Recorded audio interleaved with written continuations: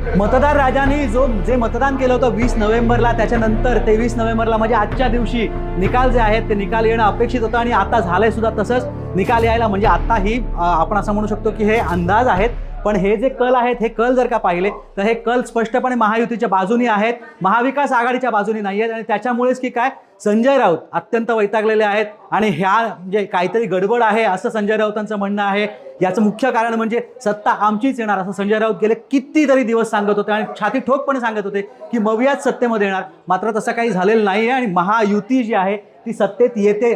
भलेही आता सकाळचे 10:30 झालेले असतील आणि हे जे कल आहेत हे कल भलेही आता हे कल म्हणून आपण यांच्याकडे बघत असू तरीसुद्धा हे जी तफावत आहे ही तफावत प्रचंड अशी तफावत आहे आणि ह्याच्यामध्ये बदल होणार हे नक्की आहे.